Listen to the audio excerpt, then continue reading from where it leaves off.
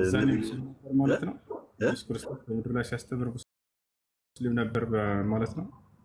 ያውቀዋል። በቃ ኢሳ በምትሉት ታውቁታላችሁ ማለት ነው። እሺ እሺ። ነብዩ መሐመድን በምድር ላይ በነበሩበት ሰዓት ላይ እናንተ ታውቁታላችሁ፣ እኛ ኦርቶዶክሶች ደግሞ አናውቅም፣ ክርስቲያን ማለት ነው።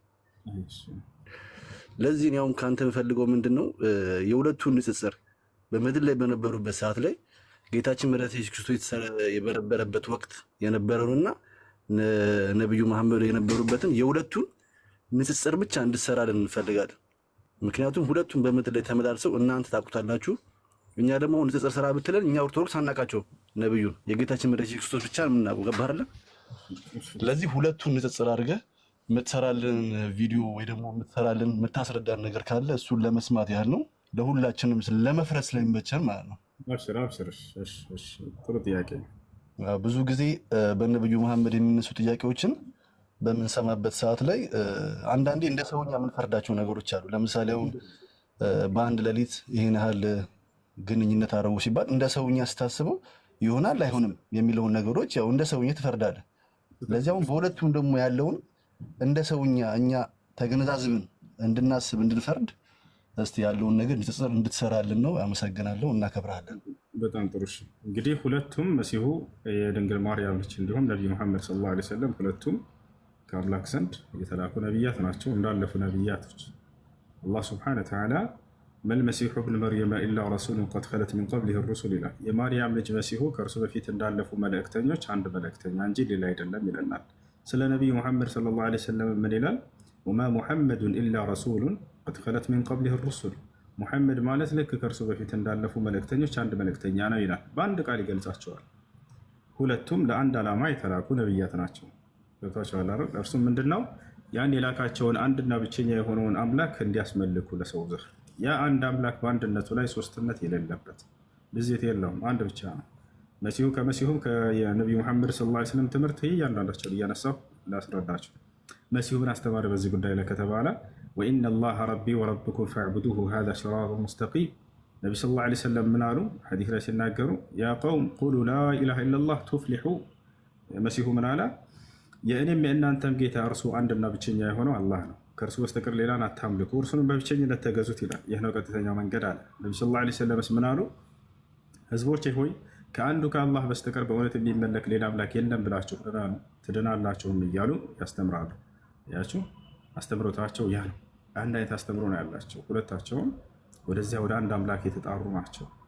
መሲሁ አሁን ደግሞ የሚያለያያቸውን ነገር ልንገራቸው። ይህ ባጭሩ ይህን ከሆነ የሚያለያያቸው ምንድነው? መሲሁ ለአንዲት ህዝብ የተላከ ነው፣ ለእስራኤል ህዝብ ማለት ነው። ነቢዩ ሙሐመድ ሰለላሁ ዐለይሂ ወሰለም ለዓለም ህዝብ የተላኩ ናቸው። ማስረጃ ለዚህም ራሱ መሲሁ ሲናገር ምን ይላል? ያ በኒ እስራኤል ኢኒ ረሱሉላህ ኢለይኩም አለ። እናንተ የእስራኤል ልጆች ሆይ እኔ ወደ እናንተ የተላኩላችሁ መልእክተኛ ነኝ አላቸው። ለማርያም ሲናገራት ጊዜ እሺ በአንድ ሌሊት ከ9 ሚስቶች ጋር ተኝ የሚለውንም አስረዳችኋለሁ። ወደ እሱ እንመጣለን፣ ችግር የለውም። አሁን እዚህ ቦታ ላይ የሚለያዩበት ነገር አንደኛ ይሄ ነው። ኢየሱስ ክርስቶስ ወደ ማን ተላከ? ለእስራኤል ወገን ነው የተላከው። አላህ ይህም በርካታ ቦታ ላይ በቁርአን ላይ ይነግረናል። ወረሱለን ኢላ በኒ እስራኤል ይላል። ወደ እስራኤል ልጆች የላኩት መልእክተኛ ነው እያለ ይገልጸዋል። ነቢዩ ሙሐመድ ሰለላሁ ዐለይሂ ወሰለም ወዴት እንደላካቸው ገልጸዋል ወይ? አዎ ገልጿል። በሱረቱል አንቢያ ላይ ምን አለ አላህ?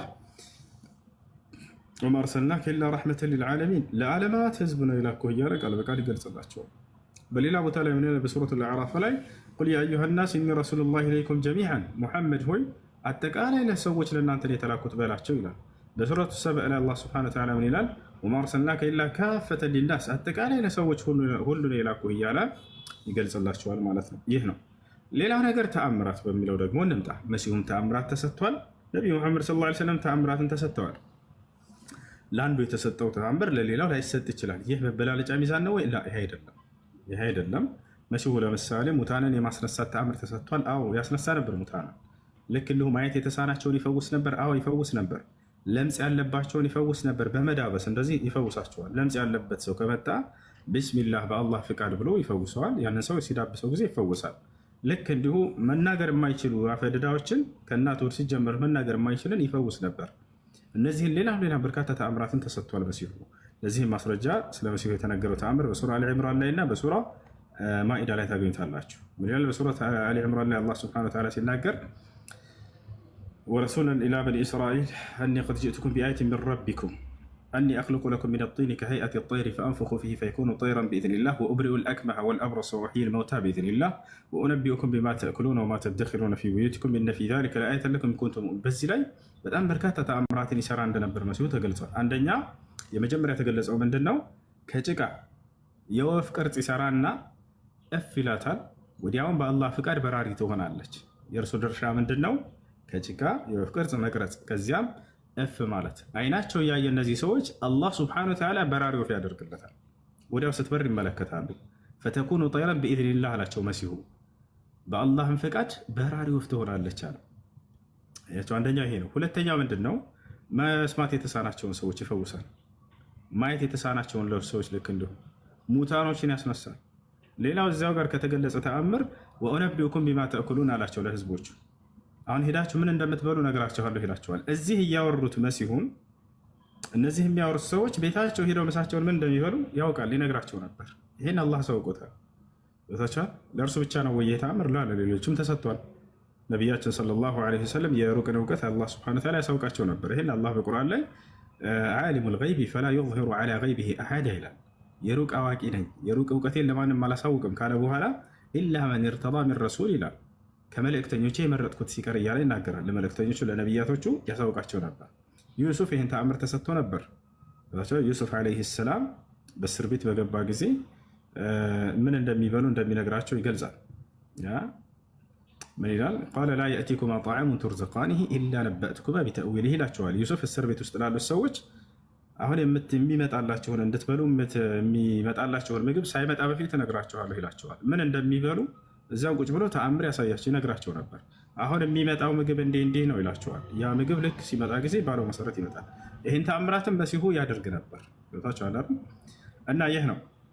ሌላ ነገር ነቢዩ ሙሐመድ ሰለላሁ ዐለይሂ ወሰለም ተአምር ተሰጥተዋል። የእርሳቸው ደግሞ ምንድነው? ጨረቃን መክፈል ይመስል የመካ ሰዎች ከዕለታት አንድ ቀን ጠየቋቸው። ያ ሙሐመድ ኢንኩንተ ነቢየን አሪና አያ፣ ሙሐመድ ሆይ አንተ በእውነት እንደ አምላክ ነቢይ ከሆንክ ተአምር ሰርታ አሳየን አሏቸው። ፈአራሁም ኢንሽቃቀል ቀመር፣ ጨረቃንም ከፍለው አሳዩቸው።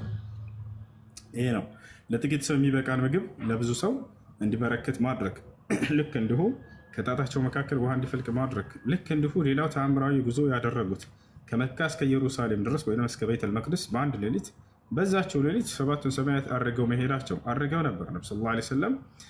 ሌላው ነገር በዚያ ገነትን ማየታቸው። ገነትን ስለ ገነት ማንኛውም ሰው ሲናገር ገነት የምትባል ሀገር አለች እያለ ለትውልዱ ያስተምራል እንጂ ነቢይ አየሁ ብሎ የሚናገር የለም። ነብዩ ሰለላሁ ዐለይሂ ወሰለም ሲቀሩ እኔ ገነትን አይቻታለሁ ብሎ ያስተማሩልና አላህ ሱብሓነሁ ወተዓላ አሳይቷቸዋል።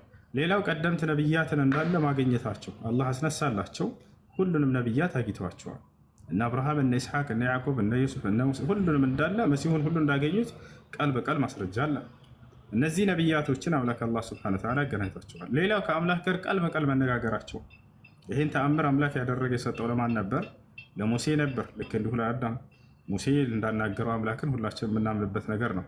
አምላክ ከዚያ በኋላ ማንን ያናገረው? እርሳቸውን ቃል በቃል አናግሯቸዋል። ሙሐመድ ሆይ እያለ እርሳቸውም አቤቱ ጌታዬ ሆይ እያሉ እየመለሱለት ያወሩት አለ። ሶሒህ ሙስሊም 62 ላይ ታገኝታላችሁ። ይህ ነው። ሌላ አሁን እናንተ ብዙ ጊዜ ልታነሷቸው የፈለጋችሁት ምንድን ነው?